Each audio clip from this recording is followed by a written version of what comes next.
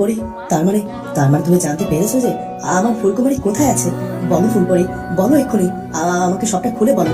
আমি আমার ফুলকুমারীর কাছে যেতে চাই। রাজকুমার, আপনি চিন্তা করবেন না। আমি এখন পর্যন্ত ফুলকুমারীর কোনো খবর পাইনি। তবে হতাশ হবেন না, মনটাকে শান্ত রাখুন। আর হ্যাঁ, এক্ষুনি চলুন আমার সাথে। বের হতে হবে এক্ষুনি এখান থেকে।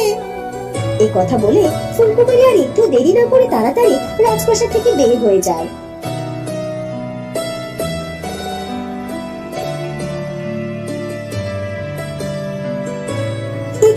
এটা কি হলো? রাজকুমার আর ওই মেয়েটা এইভাবে তাড়াতাড়ি করে বের হয়ে গেল কেন?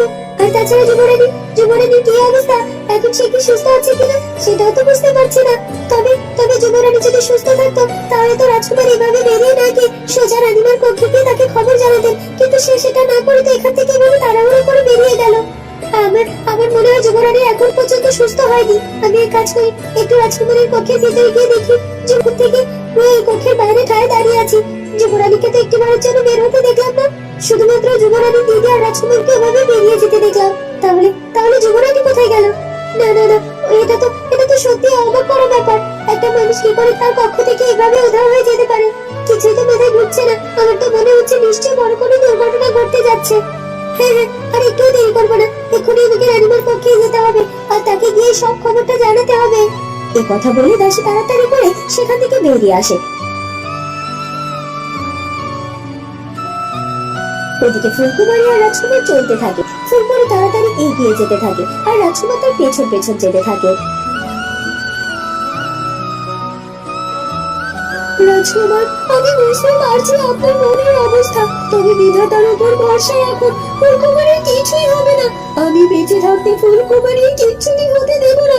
আর তাছাড়া আপনার ভালোবাসার শক্তি আপনি জাগিয়ে তুলুন, এভাবে দুর্বল হবেন না। ফুলকুমারীকে ফিরে পেতে গেলে আপনার ভালোবাসার শক্তির প্রয়োজন, তাই নিজেকে শক্ত করুন। আমি আমার ফুলকুমারীকে অনেক ভালোবাসি, আর আমার ভালোবাসার শক্তি অনেক। আর তাই আমি বিশ্বাস করি আমার এই ভালোবাসার শক্তিতে আমার ফুলকুমারীকে আবার আমি কাছে ফিরে পাবো। এই কথা বলে ফুলপরি এবং রাজকুমার আবার রাজকুমার নিজেকে শক্ত রাখুন, আর এই কালো ধোঁয়া আমাদের কোনো ক্ষতি করতে পারবে না। মনে মনে বিধাতার নাম জপতে থাকুন আর চেষ্টা করতে হবে সামনের দিকে এগিয়ে যাওয়ার।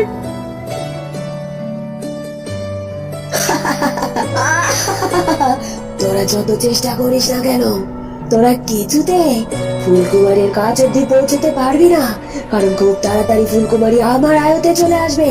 আমি তো ফুলকুমারীর উপর আমার শক্তি প্রয়োগ করেছি, আর তাই তো ফুলকুমারী এখন আমার কাছে আসছে। আর তাছাড়া তোদের চলার পথকে আমি আমার কালো শক্তি ওই কালো ধোঁয়ার মাধ্যমে আটকে দিয়েছি। তোরা কোনোভাবেই ফুলকুমারীর কাছে পৌঁছতে পারবি না।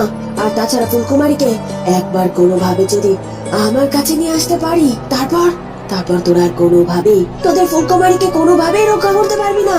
চেয়েছিলাম ফুলকুমারী ওই প্রাসাদে থেকে মৃত্যুবরণ করুক, কিন্তু ওই পরী আর রাজকুমার মিলে কখনোই ফুলকুমারীকে এত সহজে মরতে দিত না। তাই তো ফুলকুমারীকে আমার কাছে নিয়ে আসার ব্যবস্থা করে ফেলেছি। আর এছাড়া ফুলকুমারীর সাথে তো আমার অনেক অনেক পুরনো হিসেব বাকি রয়েছে। ওই ফুলকুমারীর জন্য এখন পর্যন্ত আমি আমার সর্বোচ্চ শক্তি পাইনি।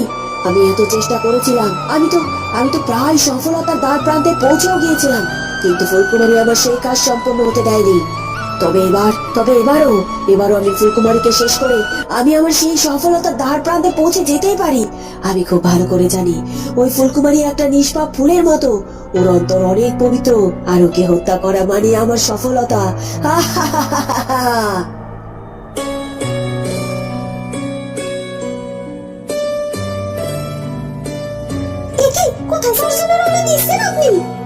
কেন, তুই কি ভুলে গেলি?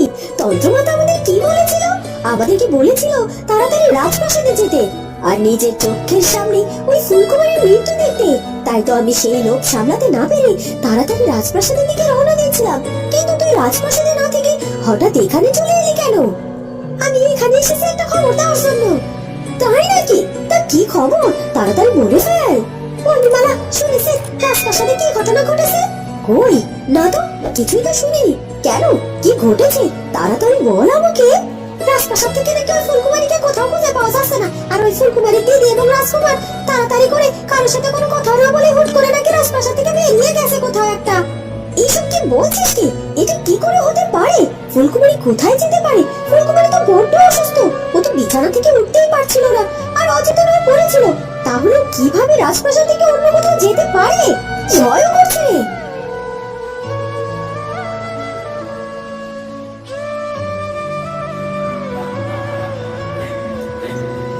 সুমন, অনেক বড় কিছু একটা ঘটতে যাচ্ছে। আমাকে কিছুই করতে হলো না, আমরা চুপচাপ বসে বসে সবকিছু দেখতে পারবো। আবার কি ঘটেছে বলুন আমাকে তান্ত্রিক বাবা। কি ঘটেনি তাই বল।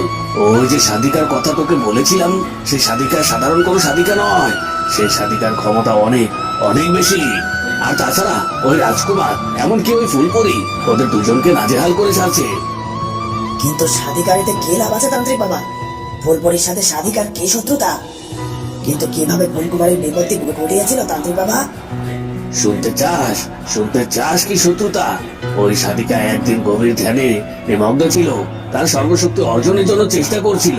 প্রায় সে তার সর্বশক্তি হাসিল করার শেষ মুহূর্তে চলে এসেছিল। সামান্য কিছু সময় বাকি ছিল, আর সেই মুহূর্তে ঘটে সেই বিপত্তি। আর বিপত্তিটা ঘটিয়েছিল ফুলকুমারী।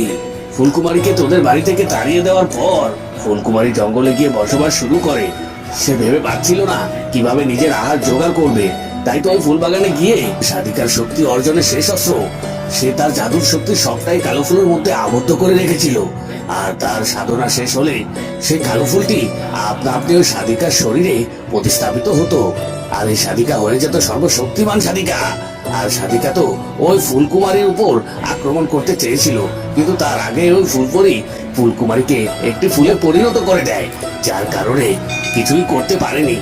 এতদিন সে অনেক দূর থেকে একটু একটু করে শক্তি সঞ্চয় করছে, আর ফুলকুমারীর উপর প্রতিশোধ নিতে চাইছে। ও আচ্ছা, তাহলে এই ব্যাপার। কিন্তু এখন কি সে শুধুমাত্র প্রতিশোধই নিতে চাইছে, নাকি এর পেছনে আরো কিছু স্বার্থ আছে?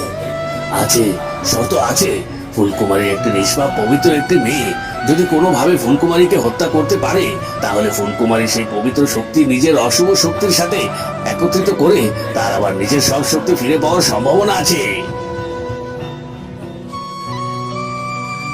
ওদিকে হঠাৎ করে তন্ত্রমাতার শক্তি বাধাপ্রাপ্ত হয়। হঠাৎ করে আবার তার ধ্যান সাধনা ভঙ্গ করে। সে বুঝতে পারে হঠাৎ করে তার শক্তি বাধাপ্রাপ্ত হচ্ছে। এটা কি হচ্ছে?